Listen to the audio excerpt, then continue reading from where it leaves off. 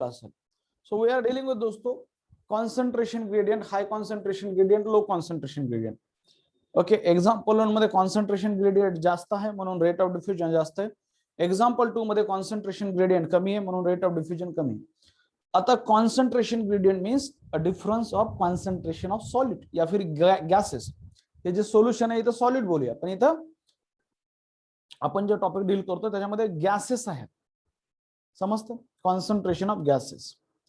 फिर हमने देखा दोस्तों, हे दोन मुद्दे मी ऑलरेडी शिकवलेत, पण बऱ्याच लोकांचे डाऊट होते म्हणून ते आज सुरुवातीलाच घेतले.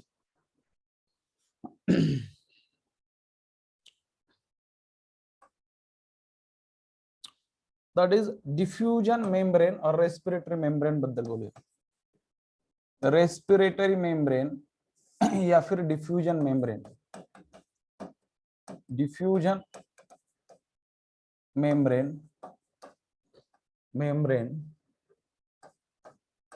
या फिर उसका दूसरा नाम है that is a respiratory membrane. Respiratory membrane, diffusion membrane और respiratory membrane. Okay, now what is this, what is this diffusion और रेस्पिरेटरी मेम्ब्रेन? तो दोस्तों एक ऐसी मेम्ब्रेन है जिसके थ्रू डिफ्यूजन होता है. एक ऐसी मेम्ब्रेन है जिसके थ्रू डिफ्यूजन होता है. नाउ प्लीज पेडिशन में आपको समझाने की कोशिश करता हूं. मान लो ये क्या मेम्ब्रेन है, मान लो सपोज कि ये है अल्वेओला. व्हाट इज दिस, ये है अल्वेओला. सपोज ये अल्वेओला डक्ट है और एक्चुअल में देखा जाए तो ये है अल्वेओला. एक्चुअल में देखा जाए तो दिस इज एन अल्वेओला, ये अल्वेओला है. और इस अल्वेओलाई का जो इनर लाइनिंग है दोस्तों, अल्वेओलाई का जो इनर लाइनिंग है, it is lined by स्क्वाइमस epithelium. Epithelium के अलग अलग टाइप है. स्क्वाइमस म्हणजे जहां पे सेल ऐसे जरा फ्लैट होते हैं, क्यूबॉइडल, स्क्वाइमस और कॉलमनार. मैं आपको समझाता हूं. ये इपिथेलियम इस सेल के नाम है, सेल के नाम है. स्क्वाइमस इपिथेलियम क्या होता है मैं आपको समझाने की कोशिश करता हूं. ये जो मान लो this is an squamous epithelium of alveoli. Squamous का मतलब है फ्लैट. जरा लक्षात है, अलग अलग टाइप की इपिथेलियम है. फॉर एग्जांपल स्क्वाइमस इपिथेलियम होगा, स्क्वाइमस इपिथेलियम होता है जिसके जहां पे होते हैं फ्लैट सेल, जिसमें होते दोस्तों flat sales, flat sales like this. It will be like this. ये थोड़े से ऐसे फ्लैट सेल. पेवमेंट पता है आपको, पेवमेंट रोड के बाजू में जो फुटपाथ होता है वहां पे अभी वो येलो कलर के या फिर ऑरेंज कलर के गट्टू आते हैं, गट्टू सा रास्ता. That is nothing but the स्क्वाइमस epithelium, और उसे पेवमेंट इपिथेलियम बोलते हैं. ये ऐसा होगा, फ्लैटेंड सेल है, फ्लैट सेल. दूसरा इपिथेलियम आता है दोस्तों क्यूबॉइडल. दूसरा इपिथेलियम आएगा जिसका नाम है क्यूबॉइडल. इसका मतलब है क्यूबॉइडल और cube like cell. Cuboidal epithelium, dot लिखता हूं, that is cube like cell. Cube like. आपको डबल रोटी पता है या फिर पाव पता है, पाव, पाव की लादी जैसी होती ना, वैसे होता है cuboidal cell. It they are like this. जो पाव की लादी है ना, हम मिसल पाव खाते हैं ना, और उस जो पाव की लादी है उस लादी जैसे वैसे सेल है अरेंजमेंट. इसे कहते हैं क्यूबॉइडल, इसे कहेंगे क्यूबॉइडल. स्क्वायमस म्हणजे पेवमेंट. ओके, रस्त्यावरचं जे बाजूला ते गट्टूचं बनलेलं आहे त्याला म्हणायचं स्क्वायमस. हे पावाची लादी म्हणजे क्यूबॉइडल. आणि तिसरं असतं कॉल्युमनार, कॉल्युमनार इपिथेलियम. कॉल्युमनार इपिथेलियम, ये ई मतलब इपिथेलियम. यहाँ पे दोस्तों कैसे सेल होते हैं, टॉल सेल होते हैं, tall cell, tall cells, taller cells होते हैं, इलांगेटेड सेल होते हैं. यही पे दिखाने की अगर मैं कोशिश करूंगा तो they are like this. Okay, कुछ इस तरीके से सेल होंगे. इसे कहते हैं कॉलमनार एपिथेलियम, इसे कहेंगे कॉलमनार एपिथेलियम. समझे आप. और फिर इसके ऊपर अगर सिलिया वगैरह है तो सिलिएटेड कॉलमनार एपिथेलियम. ये टॉल सेल है, समझे, बेजल न्यूक्लियर होता है. समझ में आ रहा है. ये अलग अलग न्यूक्लियस है, अपने अपने को टॉपिक है ये सिलेबस में. हमारे सिलेबस में टॉपिक है स्ट्रक्चरल ऑर्गेनाइजेशन एनिमल वाला, बाद में बात करेंगे. नाउ दोस्तों ये है अल्वेओला. नाउ ये जो अल्वेओला है, ये जो अल्वेओला है, ये जो अल्वेओला है मान लो, हाँ इसका जो इपिथेलियम है दैट इज स्क्वाइमस इपिथेलियम है।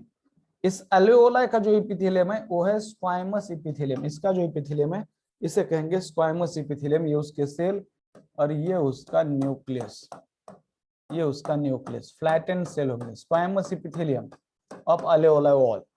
ये एल्वेओलाई। नाउ मान लो यहाँ पे है दोस्तों that is a blood vessel. क्या है? एक ब्लड वेसल है। ब्लड वेसल ना एक्चुअली देखा जाए तो ये ब्लड कैपिलरी है rather than using the term blood vessel. तीन टाइप होते हैं, आर्टरी, वेन और कैपिलरी, और exchange of nutrient and gases occur eight capillary level. तो ये सिंगल लेयर है, इसका भी एक लेयर होता है। और ये ब्लड वेसल दोस्तों इट इज लाइन बाय, ये भी एक इपिथेलियम है that is also squamous epithelium ही है। ये भी तो स्क्वाइमस इपिथेलियम है। और इसका जो स्क्वाइमस इपिथेलियम होता है, याद रखो एमसीक्यू, ये भी तो स्क्वाइमस इपिथेलियम है। इसका स्पेशलाइज्ड नाम है endothelium. This is an endothelium of alveolar capillary.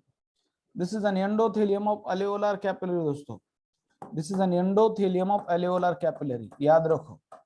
This is an endothelium of alveolar capillary.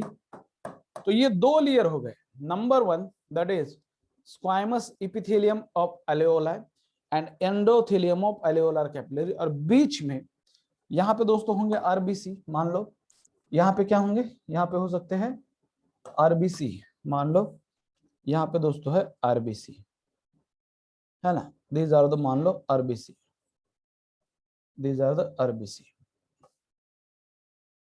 Exchange of gases जो हो रहा है ना, ये इसी के थ्रू हो रहा है। These are RBC. Okay, now यहाँ पे है बेसमेंट सब्सटेंस। यहाँ पे है बेसमेंट सब्सटेंस, ये वाला स्पेस बेसमेंट सब्सटेंस है। मैं आपको बताने की कोशिश करता हूं कि दोस्तों कोई भी इपिथेलियल टिश्यू ले लो, ये ऐसे हवा भी नहीं रहेगी। कोई भी इपिथेलियम टिश्यू ऐसे हवा भी नहीं रहती है। हर एक इपिथेलियम टिश्यू को एक सपोर्ट की जरूरत है। और ये सपोर्ट जो है दोस्तों, ये जो सपोर्ट है दिया जाता है बेसमेंट मेम्ब्रेन से। ये ब्रैकेट एमसीक्यू है। ये सपोर्ट दिया जाता है बेसमेंट मेम्ब्रेन से, याद रखो दोस्तों। ये है basement membrane of स्क्वाइमस epithelium of alveoli. पहले नाम लिखता हूं। What is this? ये क्या है? दिस इज दोस्तों, ये ग्रीन वाला क्या है? This is an squamous epithelium. This is N, ये हो गया, आपको समझ में आ रहा है? ठीक है, this is an squamous epithelium. स्क्वाइमस epithelium single layer, ठीक है, मतलब एक ही लेयर है। स्क्वाइमस इपिथेलियम ऑफ alveolus और alveolus squamous epithelium of alveolus। now please pay attention। थोड़ा सा इसको ना हटा लेते हैं। ओके, थोड़ा सा छोटा करते हैं।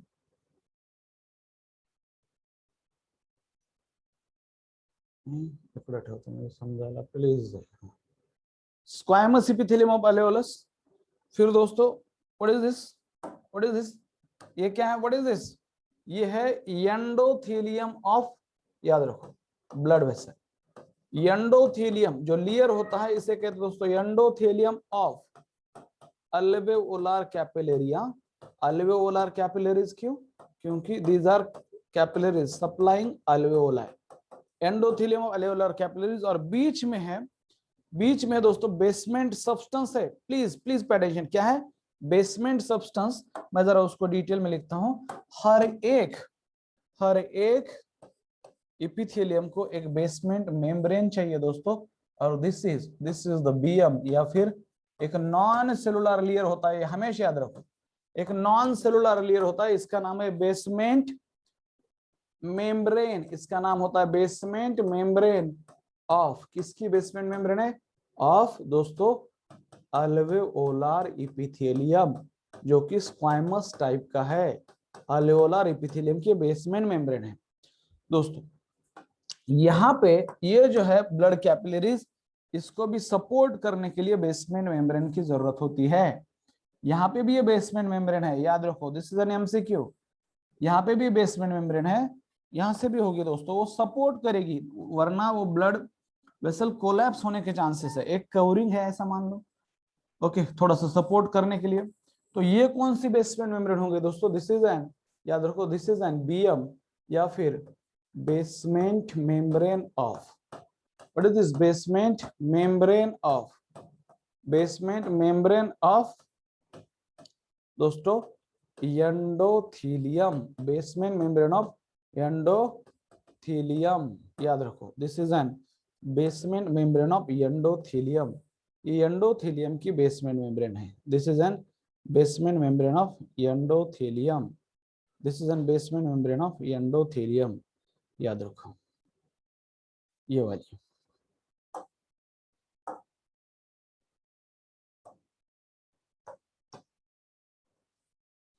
ओके तो कितने लेयर हो गए, 1 2 3 4, और जो एक है दोस्तों that is a interstitial space है, ये जो स्पेस बचा है दिस स्पेस इज कॉल्ड दोस्तों, ये जो स्पेस बचा है बिटवीन टू बेसमेंट मेम्ब्रेन ये है इंटरस्टिशियल स्पेस, ये ऐसा है जो कि बहुत स्मॉल होता है, यहाँ पे बहुत ज्यादा दिख रहा है, ये है दोस्तों डिफ्यूजन मेम्ब्रेन और रेस्पिरेटरी मेम्ब्रेन, और यहां से क्या होता है, यहां से दोस्तों इस डिफ्यूजन मेम्ब्रेन से याद रखो यहां से क्या होगा, दैट इज ऑक्सीजन है, जो ऑक्सीजन है will diffuse from alveoli into the blood capillaries, और बदले में दोस्तों बदले में क्या होगा, that is CO2 will diffuse from, CO2 जो है carbon dioxide will diffuse from blood capillary into the alveoli, दोस्तों this is a basic concept, this is a basic concept, squamous epithelium of alveolus, पहले तो 3 important है, squamous epithelium of alveolus, basement substance और endothelium of alveolar capillaries, NCERT ने क्या कहा है, ये जो है इन तीनों को मिला के बेसमेंट सब्सटेंस कहा है, बेसमेंट सब्सटेंस, ये क्लियर है, आगे बढ़ते हैं, ये क्लियर है, बोलो टेसेलेटेड एपिथेलियम, सूरज नाही टेसेलेटेड असेल भी, ओके गूगल नाही तर परीक्षा एनसीईआरटीच्या बुक मध्ये होते, फोकस ऑन दॅट, ओके आगे बढ़ते, जरा लक्ष दे मी काय सांगतो, सपोज आता त्याच्यातला एक पार्ट मी घेतला इथं, ते समजत नसेल तर जरा इथं लक्ष द्या, एक पार्ट घेतलाय कसं असतं ते समजून सांगतो, जरा लक्ष द्या, आता हे म्हणजे अल्वेओला आहे, त्याची वॉल एकदम थीन आणि इरेग्युलर वॉल असते, आणि तिचं हे इपिथेलियम जे की आहे स्क्वायमस इपिथेलियम, कसं इपिथेलियम आहे, स्क्वायमस इपिथेलियम, ये squamous epithelium, this is an squamous epithelium of alveola, this is an squamous epithelium, epithelium single layered, ठीक आहे, त्याचा अर्थ म्हणजे एकच लेयर आहे बघा, 1 2 3 असं सिंगल लेयर्ड, असं याच्यावर दुसरा लेयर नाही, epithelium of alveoli, squamous epithelium of alveoli, वो जो एंडोथेलियम है that is also squamous epithelium of blood vessel, ना हो दोस्तों ये क्या है, उसको सपोर्ट करने के लिए एक मेम्ब्रेन की जरूरत होगी, और ये है दोस्तों बेसमेंट मेम्ब्रेन, ये नॉन सेलुलर लेयर होता है, एमसीक्यू हमेशा याद रखो, ये है बेसमेंट मेम्ब्रेन, ये क्या है दोस्तों, ये बेसमेंट मेम्ब्रेन है, ये सेलुलर लेयर है स्क्वायमस एपिथेलियम ऑफ अल्वेओलाई, और उसका बेसमेंट मेम्ब्रेन है, this is an BM of, what is this दोस्तों, this is an BM means basement membrane, this is an BM of, this is an basement membrane of दोस्तों squamous epithelium of alveoli, squamous epithelium of alveoli, epithelium of alveoli, उसकी एक basement membrane है, okay. फिर दोस्तों कुछ बीच में space है, बीच में कुछ स्पेस है, और इस स्पेस को थोड़ा सा बीच में है कुछ स्पेस, और सपोज मान लो ये है दोस्तों एंडोथेलियम, व्हाट इज दिस, यहाँ पे भी स्क्वायमस एपिथेलियम है, थोड़ा सा अलग दिखाने की कोशिश करूंगा, this is also squamous epithelium, तो दोस्तों ये है एंडोथेलियम, किसका एंडोथेलियम है, किसका एंडोथेलियम है, this is an endothelium of, this is an endothelium of blood vessel, endothelium काय रे, endothelium of alveolar capillaries, alveolar capillaries endothelium है, कैपिलरी त्याचा एंडोथेलियम है, त्याची बेसमेंट मेम्ब्रेन त्याला सपोर्ट करणार असणार आहे. ऍक्च्युअली हे उलट पाहिजे होतं. बर कसं सांगू तुम्हाला, 2 मिनिटात बघा सांग. असं पाहिजे ऍक्च्युअली. हा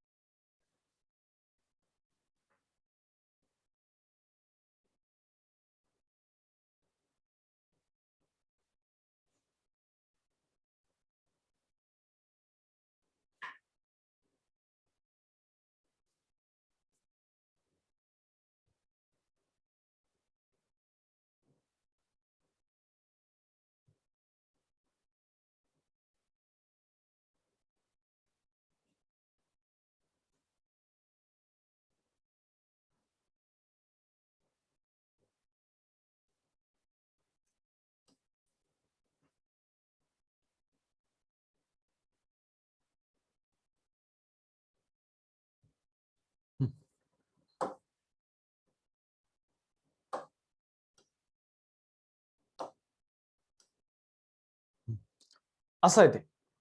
this is an endothelium of blood capillaries. समजा ही अशी ब्लड कॅपिलरी आहे, जरा लक्ष द्या आता.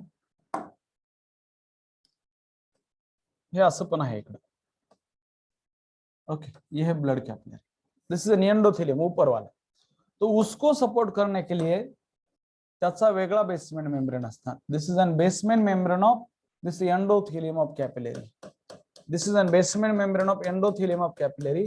और बीच में जो स्पेस है उसे कहते हैं दोस्तों, that is this is an basement membrane. This is an basement membrane. Basement membrane of क्या दोस्तों, ऑफ एंडोथेलियम. Of endothelium. और ये है दोस्तों that is what is this. और ये खुद है एंडोथेलियम. ये खुद है एंडोथेलियम. और बीच में एक स्पेस है, स्पेस का नाम है इंटरस्टिशियल स्पेस. बीच में एक स्पेस है, स्पेस का नाम है दोस्तों, स्पेस का नाम है that is interstitial space. Interstitial space MCQ. और ये है दोस्तों डिफ्यूजिंग मेम्ब्रेन और रेस्पिरेटरी मेम्ब्रेन. इसे कहा जाता है डिफ्यूजन मेम्ब्रेन. इसे कहा जाता है डिफ्यूजन मेम्ब्रेन और respiratory membrane. Okay, this is a membrane through which exchange of gases occur at alveolar level. This is a membrane exchange of gases occur at alveolar level. MCQ ये है वो दोस्तों, one sailed thick का मतलब ये है कि one sailed thick और मल्टी सेलुलर का मतलब है कि इसके ऊपर ऐसा क्लियर ऐसा क्लियर ऐसा क्लियर, ये हो गया multi sailed.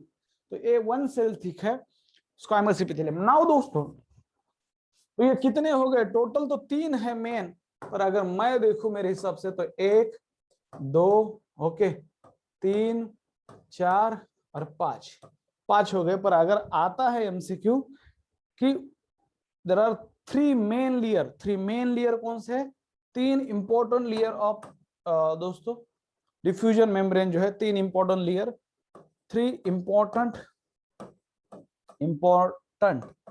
Okay layer of diffusion membrane. तो दोस्तों नंबर 1 है दैट इज डिफ्यूजन मेम्ब्रेन. तो नंबर 1 है that is squamous epithelium of alveoli. Number 1 पे आएगा दोस्तों that is a squamous epithelium of alveoli. और स्क्वामस म्हणजे तुमच्या घरची जे टाइल्स आहे ना, ही जे टाइल्स आहे तुमच्या घरची, इथं तुम्ही बसलेला एकदा बघा त्या टाइल्स का. That tiles is nothing but the example of squamous epithelium. पूरे फ्लैट सेल है tiles. Squamous epithelium. Squamous epithelium of alveoli. This is one layer. epithelium alveoli. और यहाँ पे याद रखो दोस्तों डिफ्यूजन और एक्सचेंज ऑफ गैसेस, ये उसका मेन फंक्शन होता है squamous epithelium of alveoli. Number 2 पे दोस्तों that is basement substance. Basement membrane नहीं, बेसमेंट सब्सटेंस है between the alveoli and blood capillaries. और उसमें 3 होता है, basement membrane of alveoli, basement membrane of capillaries, और फिर बीच में इंटरस्टिशियल स्पेस होता है. नंबर 3 पे दोस्तों that is endothelium of blood vessels. Endothelium of blood vessels. और rather than using the blood vessels I use the term alveolar capillaries. उसका endothelium है, alveolar capillaries का एंडोथेलियम है. Now please pay attention. तो दोस्तों यहाँ पे एक नोट लिखता हूं, और जो नोट है, what is the thickness of diffusion membrane? कोई मुझे बता सकता है what is the thickness of diffusion membrane? किसने पढ़ा है? क्या है थिकनेस ऑफ डिफ्यूजन मेम्ब्रेन? कोई मुझे बता सकता है? क्या बात है यार, आमेश लकाश, बहुत बढ़िया। Thickness of diffusion membrane, thickness of diffusion membrane कितना है यहाँ पे? बहुत ही बढ़िया, बहुत ही बढ़िया। मैं एक आंसर सुनना, क्या बात है यार, वैदही नंदेश्वर, वाह, आपका एमसीक्यू अच्छा था बेटा। वैदही, उसने कहा लेस देन 1 मिलीमीटर है बस, और सृष्टि ने करेक्ट कहा, दैट इज दोस्तों विच इज 0.2 मिलीमीटर। ये तो मैंने स्पेसिफिक बता ही दिया है, पर एनसीईआरटी क्या कहती है? एनसीईआरटी ने दिया है less than 1 millimetre. Okay, less than 1 millimetre, तो ये भी ठीक है अकॉर्डिंग टू एनसीईआरटी ये है, पर टू बी स्पेसिफिक अगर पूछा जाए तो 0.2 मिलीमीटर है। क्वेश्चन आता है कि कितने लेयर है, तो 5 लिखने के नहीं, 5 लेयर थोड़ी है, 5 मेन तो 3 ही लेयर है, that is basement squamous epithelium of alveoli, basement substance है। नाउ प्लीज फोकस, ये मेम्ब्रेन नहीं लिखा है मैंने, यहाँ पे मैंने शब्द यूज किया बेसमेंट सब्सटेंस, और फिर दोस्तों एंडोथेलियम ऑफ अल्वेओलार कैपिलरीज। और हमेशा याद रखो, हर बार वो बेसमेंट मेम्ब्रेन जो है वो नॉन सेलुलर लेयर होता है। अभी ये क्लियर है? अभी ये क्लियर? और इसके थ्रू दोस्तों, इसके थ्रू क्या होगा? एक्सचेंज ऑफ गैसेस होता है, इसके थ्रू एक्सचेंज ऑफ गैसेस होता है। मान लो ये है ब्लड वेसल्स और ब्लड कैपिलरीज, ऊपर वाला है अल्वेओला, ऊपर से ऑक्सीजन यहाँ आएगा, डिफ्यूज हो जाएगा ऐसे, oxygen from alveola into the blood, और ब्लड में से दोस्तों CO2, okay, carbon dioxide blood में से कहा जाएगा? अल्वेओला में। दिस इज द मेन और प्रिंसिपल साइट और primary site of exchange of gases. आगे चलते हैं, आगे चलते हैं, इज दैट क्लियर? आगे चलते हैं, इज दैट क्लियर? ओके, आगे बढ़ते हैं।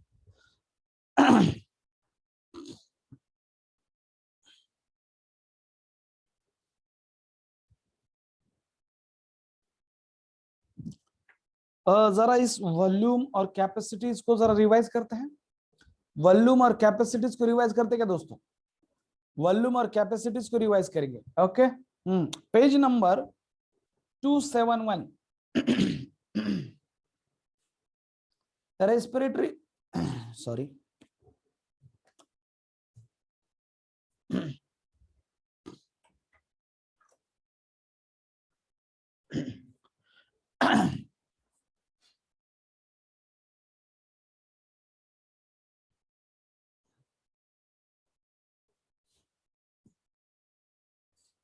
थोड़ा सा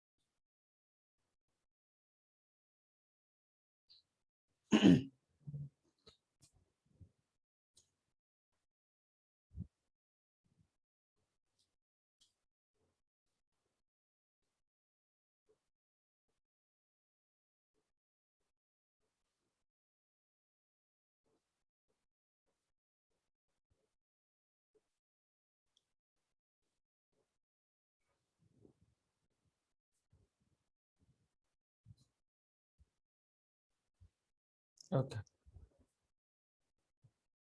पेज नंबर फोकस होय लागले, ऑटो फोकस होय लागले ते.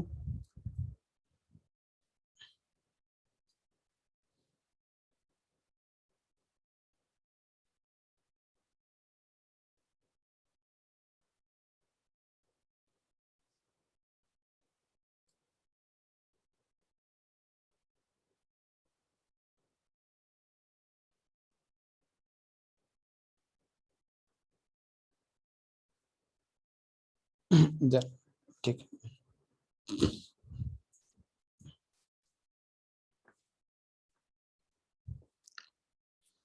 शिवानी, नॉन सेलुलर म्हणजे सेल नहीं है उसमें. नॉन सेलुलर लेयर मतलब ऐसे बहुत सारे लेयर है बॉडी में जिसमें सेल ही नहीं है, मींस किसी सब्सटेंस से बने हुए हैं. Page number 271, 271 page number 271. Respiratory volume, TV म्हणजे टाइडल वॉल्यूम और वॉल्यूम ऑफ एयर इंस्पायर्ड और एक्सपायर्ड ड्यूरिंग नॉर्मल रेस्पिरेशन, ये वाली.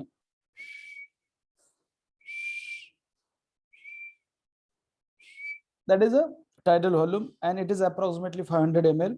Healthy man can inspire or expire approximately 6000 to 8000 ml of air per minute. MCQ, ये पर minute है. और normal per breath 500 ml per minute, 6000 to 8000. कैसे आया? रेस्पिरेटरी रेट देखो ऊपर 12 से 16 है breath per minute. Now inspiratory reserve volume, additional volume of air a person can inspire by forceful inspiration. तो inspiratory reserve volume means additional volume of air. Inspiration कर लिया है, टाइडल वॉल्यूम का हवा अंदर ले लिया है इतना, अभी वो एडिशनल लेना चाहता है.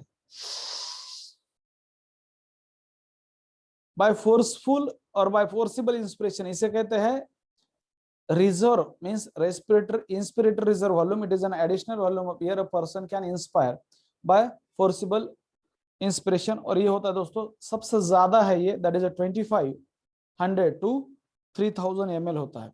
नाउ एक्सपिरेटरी रिजर्व वॉल्यूम, ये भी एडिशनल वॉल्यूम ऑफ एयर है, person can expire by forcible expiration. Now please pay attention, इसको रिवीजन की जरूरत है.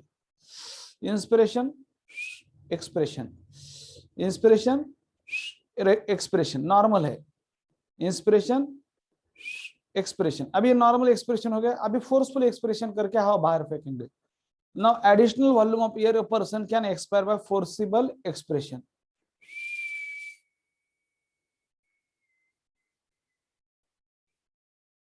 ये हो गए एक्सपिरेटरी रिजर्व वॉल्यूम और वो होती है दोस्तों 1000 to 1100 ml.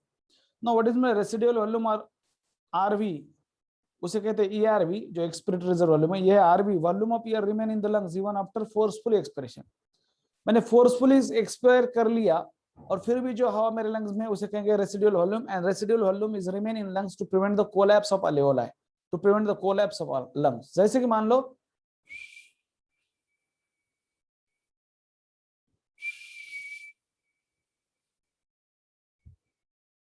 सब हवा बाहर फेंक दिया, अभी भी कुछ हवा बाकी है मेरे लंग्स के अंदर, दैट इज आरवी. और वो होगी दोस्तों 1100 to 1200 ml. By adding up a few respiratory volume described above, one can derive various pulmonary capacities which can be used in clinical diagnosis. Now inspiratory capacity और IC क्या होता है? Total volume of air a person can inspire after normal expiration. Now please pay attention. What is this?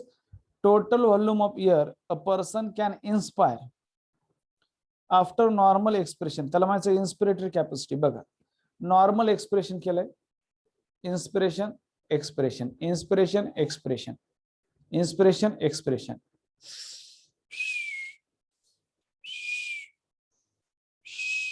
आता normal expression केल्याच्या नंतर किती हवा जाते? Tidal volume plus inspiratory reserve volume. बघा हे तर टायडल वॉल्यूम आली आणि हे ऍडिशनल. ही झाली inspiratory capacity, the volume of air a person can inspire okay after normal expression. Normal expression केल्याच्या नंतर तो किती हवा आतमध्ये घेऊ शकतो, total volume of air, that is a inspiratory capacity and this include tidal volume plus inspiratory reserve volume TV plus IRV. Now expiratory capacity that is EC. तो दोस्तों ये total volume of air a person can, ये total के ऊपर focus करो, total volume of air a person can expire after normal inspiration. देखो inspiration expiration,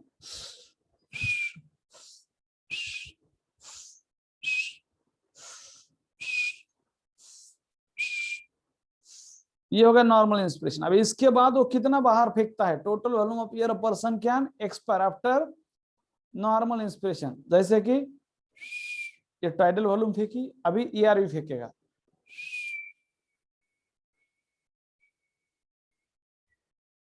तो ये होगा expiratory capacity. Total volume of air a person can expire after normal inspiration, and this include tidal volume plus expiratory reserve volume, TV plus ERV. Now functional residual capacity, a volume of air that will remain in the lungs after normal expiration. Normal expression करने के बाद हमारे lungs में जो भी हवा बचेगी उसे कहते हैं फंक्शनल रेसिडुअल कैपेसिटी, और फोर्सफुल एक्सप्रेशन करने के बाद जो बचती है हवा उसे कहते हैं रेसिडुअल वॉल्यूम. नॉर्मल एक्सप्रेशन केल्यानंतर जे हवा राहील ते आहे फंक्शनल रेसिडुअल कॅपॅसिटी, आणि फोर्सफुल एक्सप्रेशन केल्यानंतर लंग्स मध्ये जी हवा राहील ती आहे आरबी. बघा तुम्हाला दोन्ही गोष्टी सांगतो. आता एफआरसी सांगतो, functional residual capacity. Okay, inspiration expression, inspiration expression, inspiration expression. आता जी हवा माझ्या लंग्स मध्ये सध्या शिल्लक आहे that is a functional residual capacity. आणि आता मी फोर्सफुल एक्सप्रेशन करतो,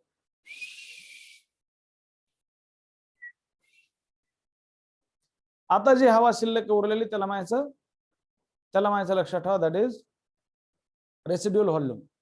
now to vital capacity a maximum volume. आणि काय असतं functional residual capacity, ERV plus RV. Now what is vital capacity, VC, the maximum volume of air a person can breathe in after forced expression. Force expression करने के बाद जो हवा हम अंदर लेते हैं दैट इज व्हाइटल कैपेसिटी. रोज वाचूनच हा कॉन्सेप्ट क्लियर है, एकदा वाचून होणार नाही. maximum volume of air a person can breathe in after forced expression. For example, पहले मुझे फोर्स एक्सप्रेशन करना पड़ेगा,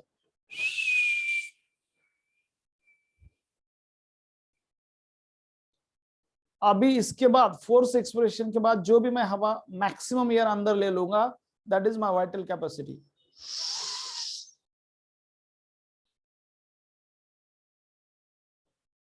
तो ये वाइटल कैपेसिटी होता है दोस्तों, that is ERV plus TV plus IRV. समझाय लागले, ERV plus TV plus IRV. ठीक है,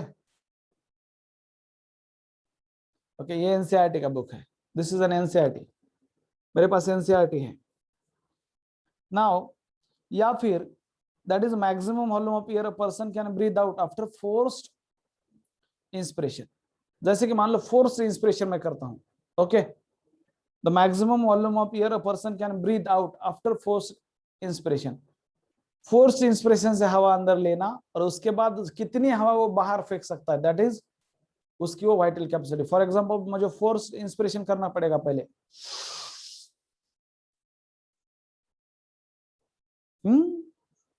अभी maximum volume of air a person can breathe out.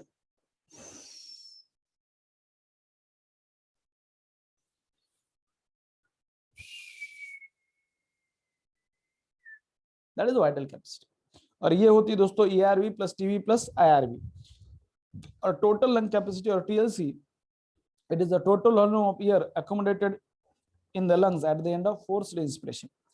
पूरा इंस्पिरेशन करने के बाद, और इसमें चारों के चारों वॉल्यूम है, RV, ERV, TV and IRV. और दोस्तों ERV, TV and IRV are nothing but vital capacity. So TLC is equal to vital capacity plus residual volume. Residual volume. Heapen diagram बघा 17.1 टेबल बघा. Partial pressure in millimeter of mercury of oxygen, carbon dioxide at different parts in all and diffusion in comparison to those in atmosphere. तो दोस्तों respiratory gases क्या है, oxygen और CO2. 5 point है, A dot atmospheric air, एल्वेओलर air, that is deoxygenated blood, oxygenated blood and tissue.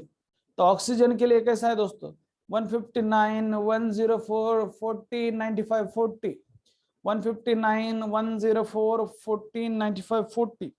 Now what is the partial pressure of carbon dioxide, A dot, that is atmospheric air में उसका partial pressure है 0.3 millimetre of mercury.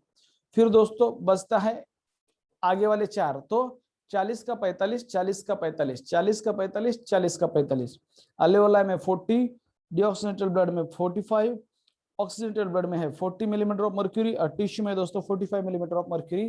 That is partial pressure of carbon dioxide. What is partial pressure, a pressure contributed by individual gas, okay, pressure of individual gas in mixture of gases, उसे कहते हैं partial pressure, उसे कहेंगे partial pressure. Now ये diagram देखो 17.3 वाली diagrammatic representation of exchange of gases at the alveolus.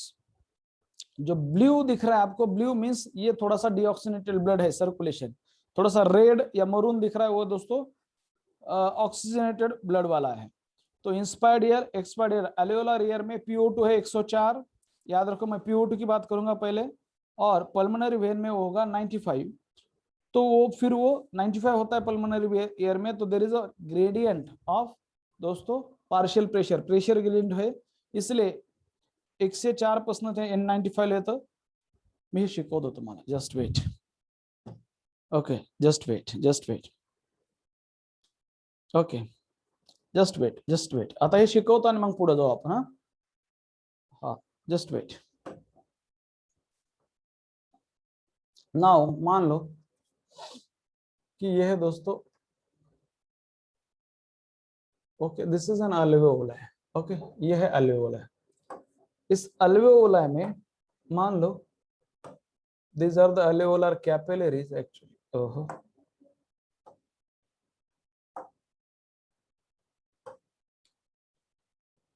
Okay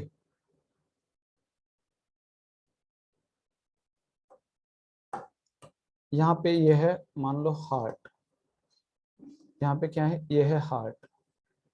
इस heart में होते हैं 4 chamber.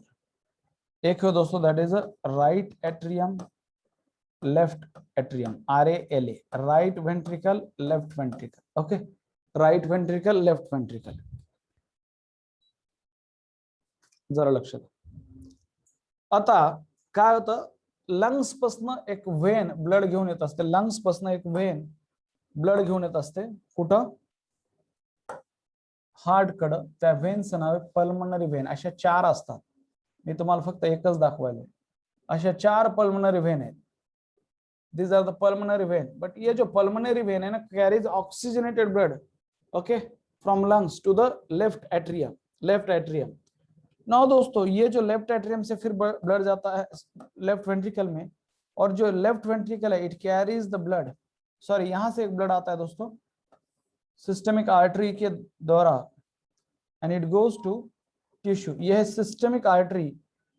Yes, pulmonary vein and systemic artery both are carrying दोस्तों, both are carrying, याद रखो both are carrying oxygenated blood. इसमें ना कौन सा ब्लड है, इसमें दोनों में ना ऑक्सीजनेटेड ब्लड है. कौन सा ब्लड है, ऑक्सीजनेटेड ब्लड है. ये है tissue, these are the tissue, these are the tissue दोस्तों. ये है टिश्यू, इनमें है ऑक्सीजनेटेड ब्लड. ये है टिश्यू, ये है टिश्यू, ये है हार्ट, कल ही बात की थी हमने. और ये है दोस्तों अल्वेओला, अल्वेओलस, अल्वेओलस. नाउ ये जो आर्टरी है इसका नाम है दोस्तों, सॉरी ये जो वेन है इसका नाम है, याद रखो, pulmonary vein, pulmonary vein, pulmonary vein. और कौन सा ब्लड कैरी कर रही है, पल्मोनरी. ब्लू रेड अगर दिख रहा है तो दोस्तों ये जो पल्मोनरी वेन है इट कैरीज ऑक्सीजनेटेड ब्लड, क्योंकि कैरीज ऑक्सीजनेटेड ब्लड. मैं आपको समझाता हूँ, ऑक्सीजनेटेड ब्लड मैं आपको समझाता हूँ ये क्या कॉन्सेप्ट है, क्यों ऐसा इजीली जाता है. और ये है दोस्तों that is a, what is this, ये है systemic artery. What is this, ये है दोस्तों सिस्टमिक आर्टरी. ओहो मान लो ये है सिस्टमिक आर्टरी और सिस्टेमिक आर्टरी. और इस सिस्टमिक आर्टरी में दोस्तों this is also carrying same, systemic artery also carries oxygenated blood, carries oxygenated blood, MCQ, carries oxygenated blood. now आगे बढ़ते हैं.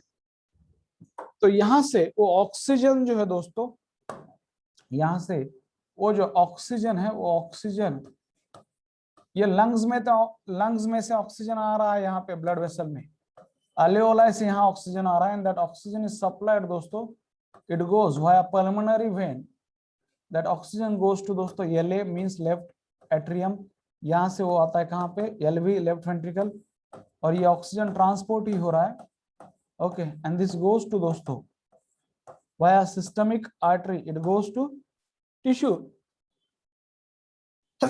सॉरी, और ये टिश्यू से ये ऑक्सीजन सीधा कहां जाएगा,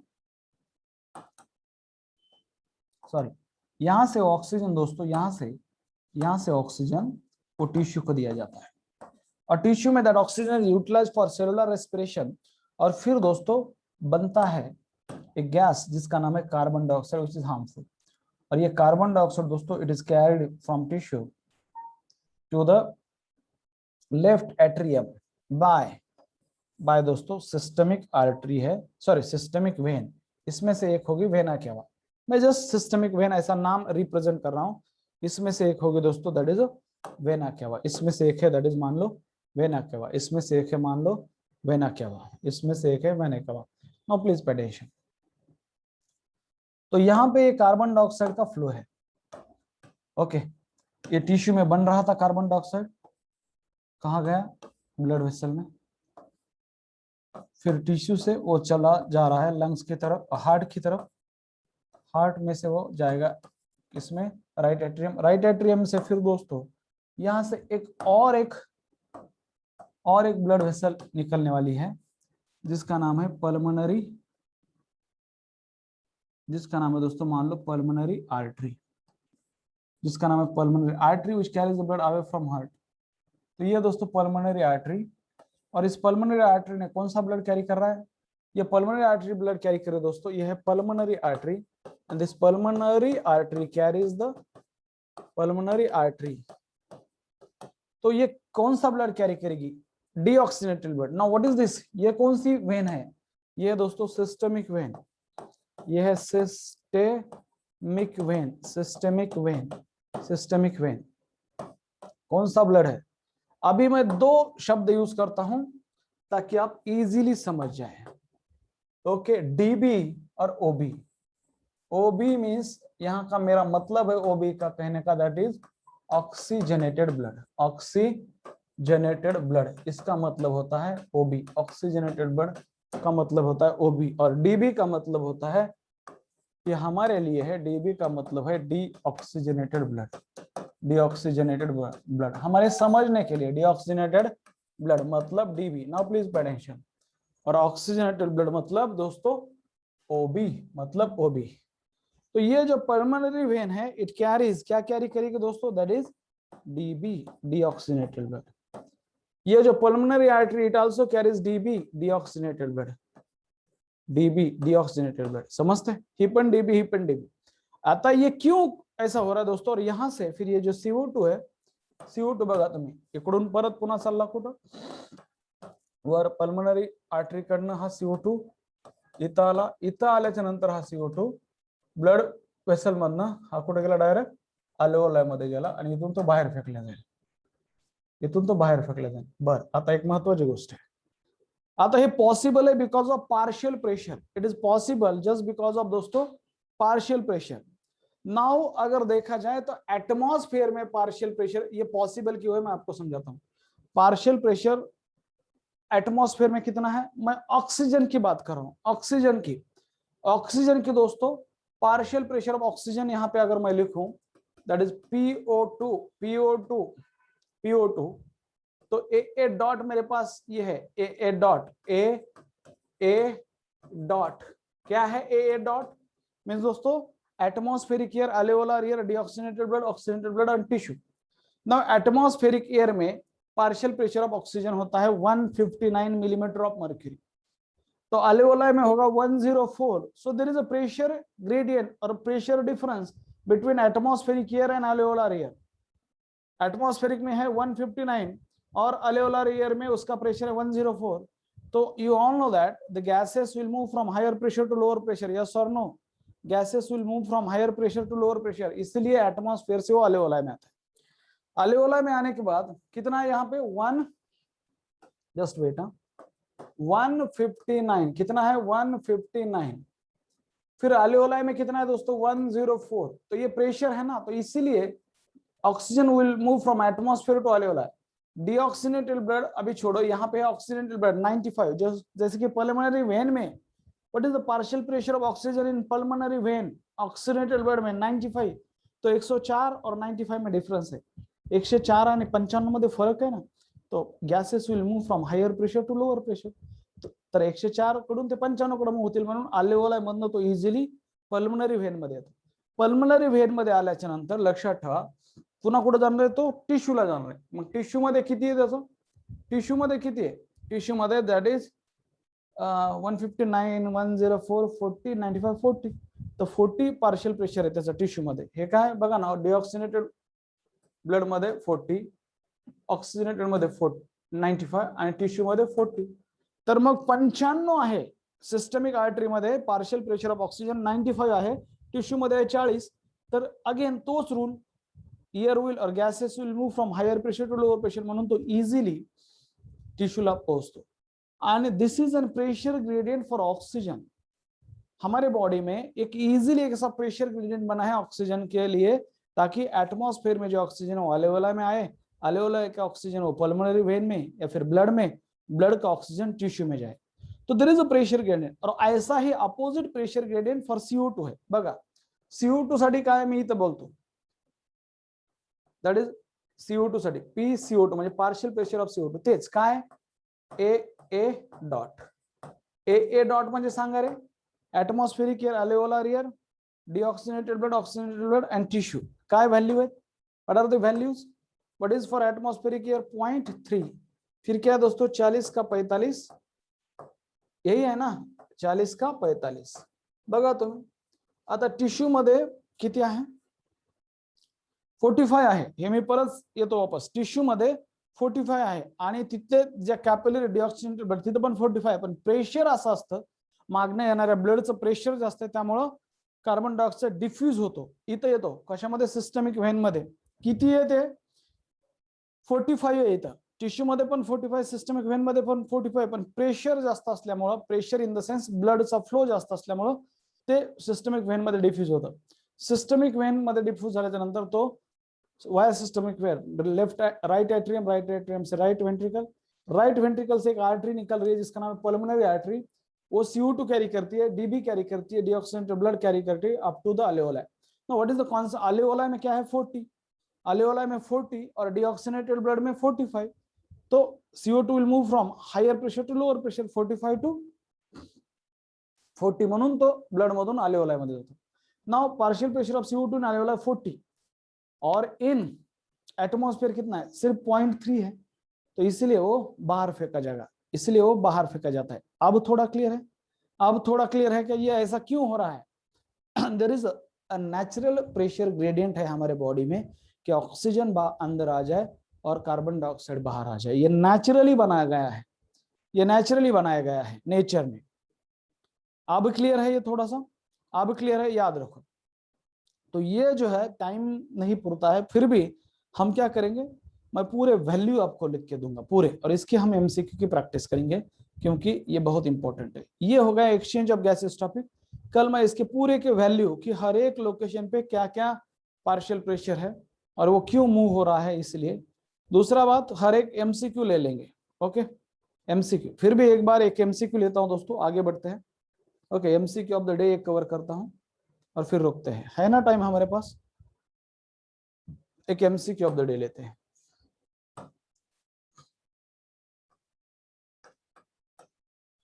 MCQ ऑफ द डे, और वो जो MCQ ऑफ द डे है दोस्तों, for example it's like number 1. बघा आता पटलं तर सांगा तुम्ही. PO2 of pulmonary vein, PO2 of pulmonary vein is same as the PCO2 of, दोस्तों PO2 of pulmonary vein is same as the PCO2 of, that is pulmonary artery. Confusing है. Number 1. Number 2 दोस्तों, number 2 that is PO2 of systemic, PO2 of दोस्तों systemic vein, PO2 of systemic vein is lower than the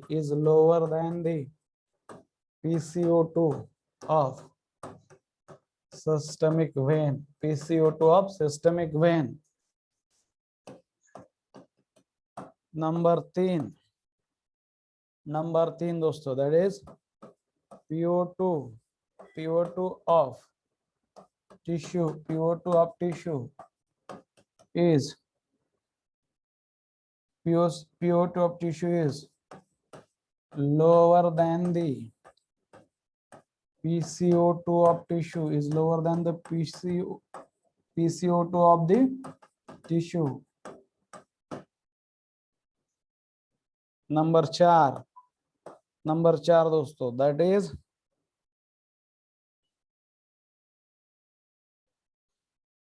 number 4, that is PO2 of blood. PO2 of blood entering into the tissue,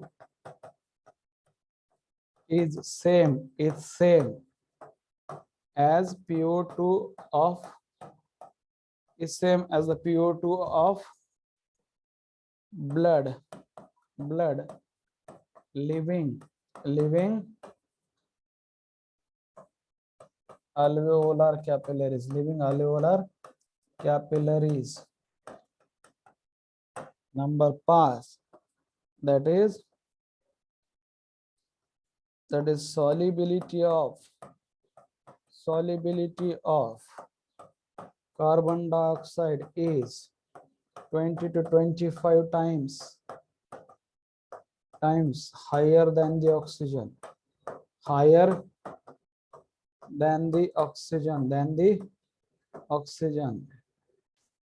question ये है दोस्तों, MCQ of the day, that is select the correct statement. चला बोला, select the correct statement. Sanga select the correct statement. Sanga correct statement. 3 आणि 5 म्हणणे बऱ्याच लोकांचं. अथर्व शिंदे, पुष्कर 2 3 4 5 2 3 5 काही लोकांचं म्हणणं आहे. बर ओके, डन, कोई बात नाही. प्रत्येकाने ट्राय करायचं.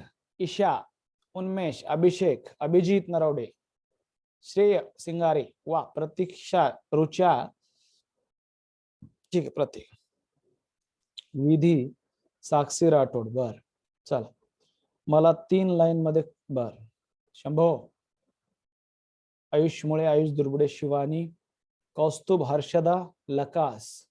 आता नीट लक्ष द्या रे. कमरान शेख. नाउ प्लीज बच्चों, please stop this now, please pay attention. Okay, आता तो चार्ट समोर ठेवायचा. तुम्हाला सुरुवातीला हे असे क्वेश्चन जमणार नाहीत ना. चार्ट समोर ठेवायचा, तुमच्या बुक मधला चार्ट समोर ठेवायचा. तुम्हाला याला डबल लेयर एमसीक्यू बनायचा. हा कसला एमसीक्यू है? Double layer. Try to make this type of MCQ double layer. 2 concept पता होना चाहिए. पहला कॉन्सेप्ट कि पल्मोनरी वेन में किस टाइप का ब्लड होता है, और दूसरा concept oxygenated blood means OB और DB. OB means oxygenated blood, DB means deoxygenated blood में ये सभी गैसेस की पार्शियल प्रेशर की व्हॅल्यू क्या है. कळतंय का तुम्हाला मी काय बोललो? कळतंय का? ह्याला डबल लेयर एमसीक्यू म्हणतात. कळतंय का? कारण डबल लेयर. हा, आता पहिला पॉइंट आहे PO2 म्हणजे partial pressure of oxygen in pulmonary vein is same as that of the PCO2 of pulmonary artery. तो पल्मोनरी वेन में मैं थोड़ा सा एक्सप्लेन करूंगा. ये क्वेश्चन बहुत इंपॉर्टेंट है. पल्मोनरी वेन में कैसा ब्लड होता है, ओबी या डीबी? पल्मोनरी वेन का ब्लड बताओ मुझे. पल्मोनरी वेन का जरा ब्लड बताओ. ओबी या डीबी होगा दोस्तों? कैसा ब्लड होगा? ओबी या डीबी दोस्तों बोलो जरा. कैसा ब्लड होगा, ओबी या डीबी? ओबी होगा, ओबी. पल्मोनरी इसमें जो ब्लड है वो होगा ओबी, ऑक्सीजनेटेड ब्लड. और यहाँ पे कितना है? PO2. PO2 कितना है दोस्तों? यहाँ पे जो PO2 है वो PO2 विल बी 95. कितना होगा? 95 मिलीमीटर ऑफ मर्क्यूरी. कितना होगा? 95 millimetre of mercury. is same as that of the PCO2 of pulmonary artery. ना पल्मोनरी आर्टरी जो है दोस्तों, यहाँ पे मैं लिखता हूं, इसमें कौन सा ब्लड होगा पल्मोनरी आर्टरी में? डीऑक्सीनेटेड ब्लड होगा ना, डीबी। तो डीबी, और इस डीबी में दोस्तों, इस डीबी में जरा ज्यादा ही होगा कुछ, इस डीबी में अपना PCO2 कितना होगा? अपना PCO2 होता है दोस्तों, कितना है? ए डॉट 40 का 45, 40 का 45 यानी कितना होगा? 45। तो is it true? Is it true? ये स्टेटमेंट ट्रू है या फॉल्स है? ये स्टेटमेंट क्या है? ये स्टेटमेंट दोस्तों फॉल्स है। ये स्टेटमेंट क्या है? This is a wrong statement, ये रॉन्ग स्टेटमेंट। आगे बढ़ते हैं, आगे बढ़ते हैं। Now PO2 of systemic vein is lower than the PCO2 of systemic vein. Now systemic vein में कौन सा ब्लड है? OB या DB? बोलो, which blood is present in systemic vein? OB या DB? Systemic vein, अरे वेन है, vein, vein carries generally deoxygenated blood. ओ पल्मोनरी अगर छोड़ दिया मैंने तो, सिस्टमिक वेन में डीऑक्सीनेटेड ब्लड होता है, सिस्टमिक आर्टरी में ऑक्सीजनेटेड ब्लड होता है। तो सिस्टमिक वेन दोस्तों इसमें होता है DB यानी डीऑक्सीजनेटेड ब्लड। और इस डीऑक्सीनेटेड ब्लड की बात करें और PO2 की बात करें, ओके, तो दोस्तों यहाँ पे PO2 की बात करें तो कितना होता है सिस्टमिक वेन में? दैट इज डीऑक्सीनेटेड ब्लड में हमारे पास है ना 159, 104, 40, 95, 40 मींस 40 होगा। कितना होगा? 40 millimetre of mercury. Is that clear? 40 millimetre of mercury. पाठ नाही करायचं, एकदा लक्षात ठेवून द्यायचं। Is the lower than PCO2 of systemic when. Now PCO2 कितना है सिस्टमिक वेन में? यहाँ पे भी सिस्टमिक वेन में कैसा है? डीऑक्सीनेटेड ब्लड ही होगा। और PCO2 कितना है वहां पे? That PCO2 will be systemic vein में, ओके। 0.3 तो एटमॉस्फेरिक एयर है में, 40 का 45, 40 का 45। तो ए डॉट आपको पता होना चाहिए, ए डॉट ये काम आएगा। ए डॉट म्हणजे atmospheric air, alveolar air, deoxygenated blood, oxygenated blood, tissue. तो डीऑक्सीनेटेड ब्लड में 40 का 45, ये होगा 45, 45। तो PO2 of systemic when is lower than the, ये करेक्ट स्टेटमेंट है। ये ट्रू और फॉल्स? ये कैसा है? ट्रू और फॉल्स है दोस्तों। ये तो ऊपर वाला तो फॉल्स है, ये वाला ट्रू है या फॉल्स है? ये ट्रू है। This is an true statement. Now PO2 of tissue is lower than the PCO2 of tissue. Now tissue का कितना है दोस्तों? टिश्यू में PO2 कितना है? टिश्यू में PO2 है दोस्तों 159, 104, 40, 95, 40। तो ये होता है दोस्तों 40 है। और lower than the PCO2 of tissue. PCO2 कितना है टिश्यू में? ओके, 40 का 45, 40 का 45। तो टिश्यू में वो जो PCO2 है वो होता है दोस्तों 45। तो मैंने क्या लिखा है? That PO2 of tissue is lower than the PCO2 of tissue. True और फॉल्स? ये स्टेटमेंट क्या है? ट्रू और फॉल्स? तो ये ट्रू स्टेटमेंट है। Now PO2 of blood entering into the tissue and is same as that of the PO2 of blood leaving the alveolar capillaries। ये true है या फॉल्स है? कोई मुझे बता सकता है दिस स्टेटमेंट? नाउ यहाँ पे एक शब्द है दोस्तों बहुत ही बढ़िया, जो ये शब्द है ब्लड एंटरिंग द टिश्यू, म्हणजे सिस्टमिक आर्टरी वाला blood. Same as the that is blood leaving alveolar capillaries means दोस्तों पल्मोनरी वेन में जो ब्लड है वो, ये है ब्लड एंटरिंग द टिश्यू, मतलब दोस्तों सिस्टमिक आर्टरी में जो ब्लड है वो, सिस्टमिक आर्टरी मध्ये जे ब्लड आहे ते। आणि blood leaving the alveolar capillaries म्हणजे पल्मोनरी वेन मध्ये जे ब्लड आहे ते, पल्मोनरी वेन मध्ये जे ब्लड आहे ते। आता सांगा कि उनमें PO2 सेम होगा या नहीं? आंसर इज, अरे गलत रे रुचा बेटा, ट्रू सेम होगा रे। पल्मोनरी वेन में भी 95 आहे आणि सिस्टमिक आर्टरी मध्ये सुद्धा 95च आहे, दोघांमध्ये पण 95 आहे। फक्त ते 104 अल्वेओलाई मध्ये रे बाबा, हे शब्द इथं अल्वेओलाई म्हणून नका घेऊ त्याला। Blood entering leaving the alveolar capillaries, alveoli नाही, अल्वेओलार कॅपिलरीज। त्या अल्वेओलाई त्या सॅक मध्ये फक्त 104 आहे, अल्वेओलार कॅपिलरी मध्ये 95च आहे। ठीक आहे, इकडे आल्यानंतर मग हे same, this is an true statement, this is an true statement. Now solubility of carbon dioxide is 20 to 25 times higher than the oxygen। हे तर खरंच आहे 101%। that's why the diffusion of CO2 is higher। हे किती लोकांचं आलं correct? I am correct. सृष्टी नाव सांगा, फक्त नाव comment करा, नाव तुमचे स्वतःचे। पुष्कर, उदय, सानिया, ध्रुव, शंभो, अजय, हर्षदा, गोविंद, वृषाली, कृतिका, विवेक, रौनक, मलक, ओके, ईशा, चैतन्य, प्रतीक, सौरभ, आयुष, रसिका, तुषार, एक चुकला, बर, कामरान, बर, नाही कळलं, सान्वी पवार, मोहित, वेळ लागेल थोडस. ओके, मोहितचं पण आलं का? बर, हर्षवर्धन, श्रावणी, बढिया, मुळे, आयुष, माझं पण करेक्ट आलं, अभिषेक तामटे, सानिका, बर, वेदांत लोंढे, सॉलिबिलिटी ऑफ म्हणजे ब्लड मधली सॉलिबिलिटी, वन रॉंग झालं, काय बात नाही, काय प्रॉब्लेम नाही. फर्स्ट टाइम करेक्ट आलं सर. वाह, कोण आहे? रौनक गंगवाल, बहुत ही बढ़िया, अभिनंदन आहे. सेकंड मंडे नाही जमला अजून, काय प्रॉब्लेम नाही सर. Please explain four. हे तर लक्षात ठेवा, हे कळालं बरं. एमसीक्यू कसा होता मी एक्सप्लेन करतो, ज्यांना आलंय त्यांना. एमसीक्यू कसा होता ऐका ना, डोकं लावण्याजोगा एमसीक्यू. हा, खतरनाक आहे, बढिया. हा, हे गोष्टी महत्वाच्या आहेत बघा. याच्यावरनं तुम्ही किती एमसीक्यू बनवू शकता, कितीतरी एमसीक्यू बनवू शकता तुम्ही. असे किती कंपेअर करायला 10 गोष्टीत तुम्हाला. Okay, partial pressure of oxygen आहे 5 ठिकाणचं, partial pressure of carbon dioxide आहे 5 ठिकाणचं. त्यांना कंपेअर करत बसताना असेच प्रश्न आलेत. आणि असा प्रश्न आला नीट मध्ये, कळालंच नाही बोल बऱ्याच लोकांना. अरे अरे अरे, आपण तर ऑक्सिजनेटेड आणि डिऑक्सिजनेटेड पार्ट केलं, तर हे काय pulmonary vein and pulmonary artery विचारायला लागले. हे माहित पाहिजे, बेसिक गोष्टी. ठीक आहे, बऱ्याच लोकांना ही 34 स्टेटमेंट कळाली नाही. 2 मिनिटात सांगतो, वेळ झालाय, 2 मिनिटात सांगतो, जरा लक्ष द्या बेटा. हे बघा, हे आहे अल्व्हेओलाय. ह्या अल्व्हेओलाय मध्ये हे आहेत alveolar capillaries. these are the alveolar capillaries.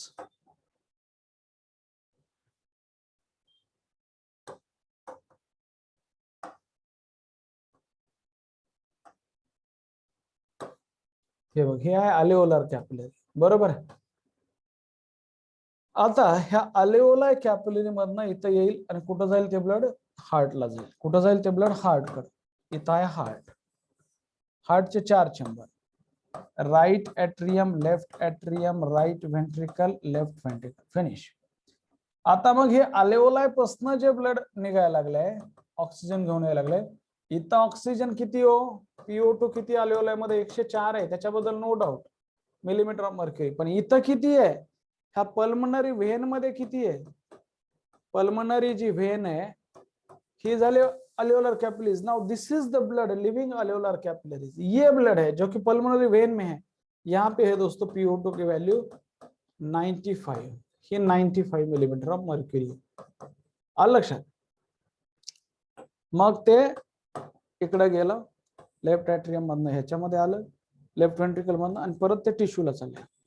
Now blood entering into the tissue. Suppose मान लो blood entering into the tissue. इथं आहेत आपल्या टिश्यू, इथं आहेत आपल्या टिश्यू. आता जरा लक्ष द्या, blood entering into the tissue काय होईल? हे ब्लड आहे, blood entering into the tissue, तेच असणार आहे ना. हे झालं काय? Systemic. What is this? This is a systemic artery. ये सिस्टमिक आर्टरी, यहाँ पे भी कितना है? 95. Blood entering into the tissue, तेच ना. ये है blood entering into the tissue, और ये है दोस्तों ब्लड लिविंग द लंग और अल्वेओलर कैपिलरी. What is this? ये क्या है? दो सेम है. This is an blood, this is an दोस्तों ब्लड. ब्लड कालच लिहून दिलं, leaving alveolar capillaries. Blood leaving alveolar capillaries, ते ब्लड आहे ते, विच लिविंग अल्वेओलर कैपिलरीज. आणि हे काय? इथं कुठलं ब्लड आहे? Blood entering. हे कोणतं ब्लड आहे? That is blood entering tissue capillaries, entering into tissue capillaries. blood entering into tissue capillaries. मग सांगा बरं, दोघांमध्ये पण सेमच आहे 95. दोघांमध्ये पण सेमच आहे. हे इथं आहे, इथलं जे ब्लड असेल, लक्षात ठेवा लेकरांनो, 4 शब्द वापरतो. हे जे इथलं जे ब्लड आहे, हे जे ब्लड आहे, ह्याला म्हणायचं blood leaving the tissue capillary. यहाँ पे जो ब्लड है वो blood living the tissue capillary. Okay, और यहाँ पे ये जो ब्लड है, मान लो ये है, this is the blood entering the alveolar capillaries. This is an blood entering the alveolar capillaries. हे 4 शब्द माहित असू द्या हे काय आहेत. मी त्याला जरा लिहूनच देतो, तुम्हाला एवढं ह्याच्यावर कळणार नाही ते. This is than blood entering alveolar capillaries बघा ना, बरोबर. हे alveolar capillaries आहे. आणि हे काय, ये है blood living the systemic capillaries. Blood living systemic किंवा सोप्या भाषेत टिश्यू कॅपिलरीला सोडून चाललेलं ब्लड आहे, ते त्याच्यापासून दूर चाललेलं ब्लड आहे. हे 4 ब्लड आहेत. तर हे विचारू शकतात कोणामध्ये किती आहे. तर हे जे ब्लड असतं लक्षात ठेवा. आता सगळ्यात महत्त्वाचा आपला ओबी आणि डीबीचा कॉन्सेप्ट. ह्याच्यामध्ये कोणतं आहे, हे जे ब्लड आहे हे आहे लक्षात ठेवा, हे आहे ऑक्सिजनेटेड ब्लड. हे पण कोणतं ब्लड आहे, हे सुद्धा ऑक्सिजनेटेड ब्लड आहे. Blood leaving the tissue capillary हे आहे DB, deoxygenated blood. Blood leaving entering into alveolar capillary हे सुद्धा डीबी आहे, डिऑक्सिजनेटेड ब्लड. हे ओबीडीबी ने क्लिअर झालं का कॉन्सेप्ट? ओबीडीबी ने कॉन्सेप्ट क्लिअर झालाय का बऱ्यापैकी? ओबीडीबी ने कॉन्सेप्ट क्लिअर झालाय का? यस. हे अक्षय सगळे डिटेल मध्ये लिहून देणार आहे. मी प्रत्येक लाईन लिहिणार आहे. मी असं सोडणार नाही हा टॉपिक. I know that. प्रत्येक लाईन लिहिणार आहे. फक्त डायग्रामॅटिकली समजून घ्यायचा प्रयत्न करा. प्रत्येक लाईन मी लिहून देणार आहे पहिल्यापासून, की पार्शियल प्रेशर कोणामध्ये किती, काय, कसं, जास्त, कमी. ठीक आहे. आपल्याला ना थोडंसं समजून घ्यायची गरज आहे. पॅनिक नाही व्हायचं. ज्यावेळेस गोष्टी समजत नसतात त्यावेळेस पॅनिक नाही व्हायचं. तर आपल्यामध्ये इम्प्रुव्हमेंटला वाव आहे असं समजून काम करायचं. आलं लक्षात? हा, विचारा काय डाऊट आहे तुमचे, विचारा. Sir CO2 in expired air with more pressure than oxygen in inspired air from atmosphere. CO2 is expired with more pressure than oxygen is inspired from atmospheric air.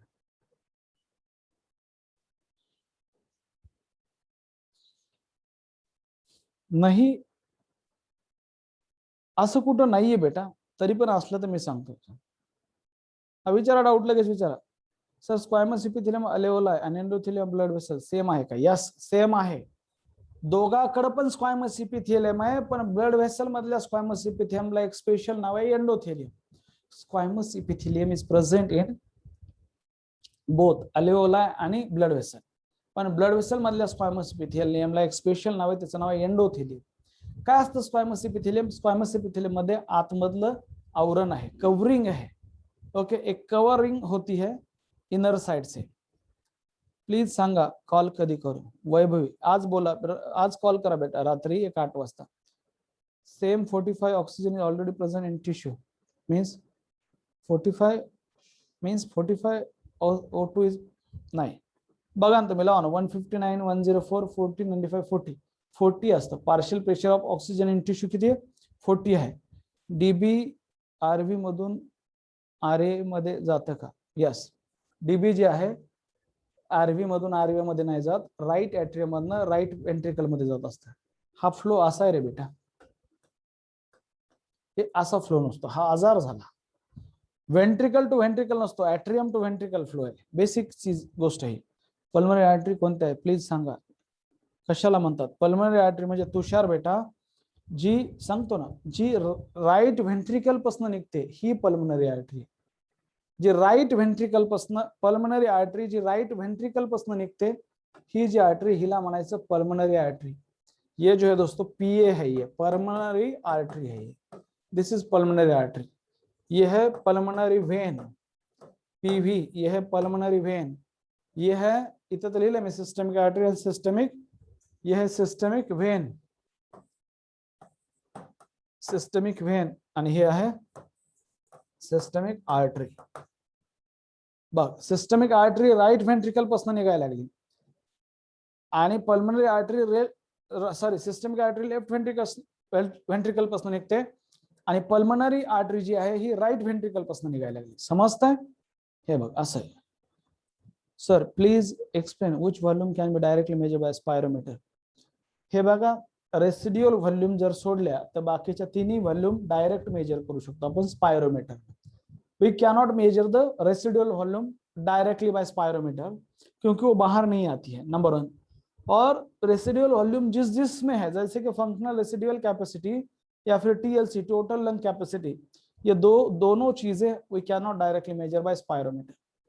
Okay, indirectly हम measure कर सकते हैं। तो 4 volume है, तो उसमें से एक है RV, we can not measure RV, क्योंकि स्पायरोमीटर क्या करता है, जो हवा बाहर आती है उसी को मेजर करता है, पर रेसिडुअल वॉल्यूम बाहर ही नहीं आती है। तो उसका आंसर ये है, since pressure gradient of oxygen from atmosphere here to alveoli is 55 and that of the CO2 is 39.7, so CO2 is expired with less pressure. ऐसा है। Yes, yes, yes, I got it. Okay, I got it.